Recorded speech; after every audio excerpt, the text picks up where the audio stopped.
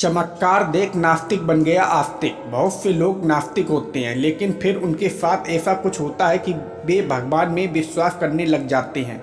भोलानाथ शहर की एक छोटी सी गली में रहता था। वह मेडिकल दुकान चलाता था। सारी दवाइयों की उसे अच्छी जानकारी थी। पूरी दुकान खुद संभालता था, इसलिए कौन सी दवा कहाँ रखी है उसे अच्छी तरह पता था। वो पूरी ईमानदारी से अपना काम करता था। ग्राहकों को सही दवा सही दाम पर देता था। सब कुछ अच्छा होने के बाद भी भोलानाथ नास्तिक था। भगवान में उसका जरा भी विश्वास नहीं था। वह पूरा दिन दुकान पर काम करता और शाम को परिवार तथा दोस्तों के साथ गुजारता।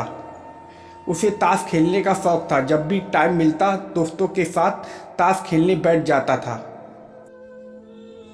एक दिन वह दुकान पर था, तभी कुछ दोस्त आए।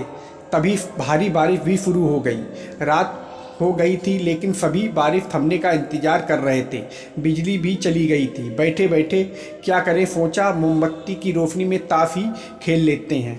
सारे दोस्त दुकान में ताश खेलने बैठ गए। सभी ताश में मगन थे। तभी एक लड़का दौड़ा दौड़ा आया। वह पूरी तरह भीग चुका था। उसने जेब से दवा की एक पर्ची निकाली और भोलानाथ से दवा मांगी। भोलानाथ खेल में मगन था। उसने पहली बार में तो ध्यान ही नहीं दिया। तभी लड़के ने जोर से आवाज़ देते हुए कहा, मेरी माँ बहुत बीमार है। सारी दवा दुकानें बंद हो गई हैं। एक आपकी दुकान ही खुली है। आप दवा देंगे तो मेरी माँ ठीक हो जाएगी। भोलानाथ आधे अधूरे मन से उठा, पर्ची देखी और अंदाजा से दवा की एक शीशी उठाकर उसे दे दी। पैसे काटकर लड़के को लौटा दिए। लड़का भागते हुए चला गया।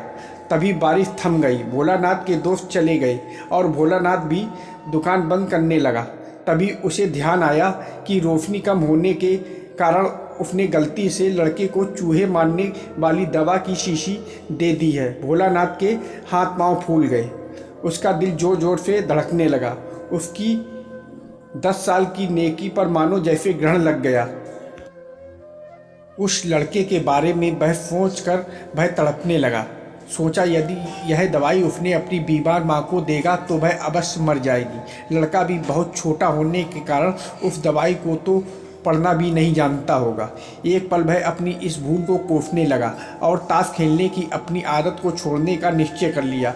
पर यह बात तो बात के बाद देखी जाएगी। अब क्या किया जाए।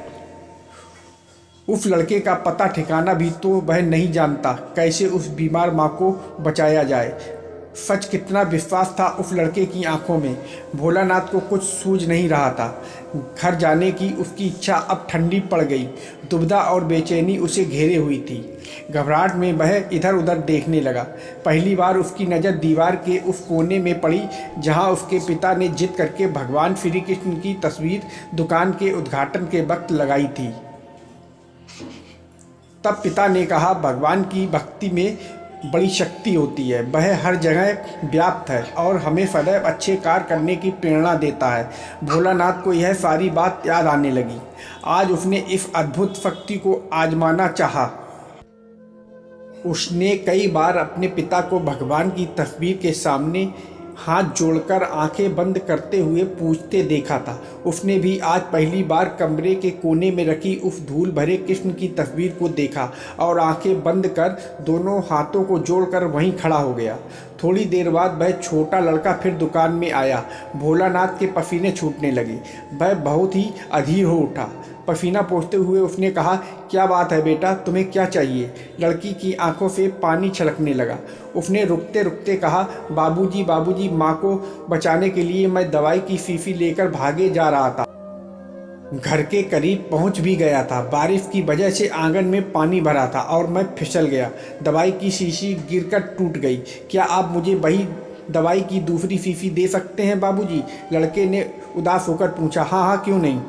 भोलानाथ ने राहत की सांस लेते हुए कहा, लो यह दवाई। पर उस लड़के ने दवाई की शीशी लेते हुए कहा, पर मेरे पास तो पैसे नहीं हैं। उस लड़के ने हिचकिचाते हुए कहा। भोलानाथ को उस पर दया आई। कोई बात नहीं, तुम यह दवाई लेकर जाओ और अपनी माँ को बचाओ। जाओ, जल्दी करो। और हाँ, अब की बार जरा संभल के जाना। लड़का अच्छा बाबूजी कहता हुआ खुशी से चल पड़ा। अब भोलानाथ की जान में जान आई। भगवान को धन्यवाद देता हुआ अपने हाथों से उस धूल भरे तस्वीर को लेकर अपनी धोती से पोंछने लगा और अपने सीने से लगा लिया।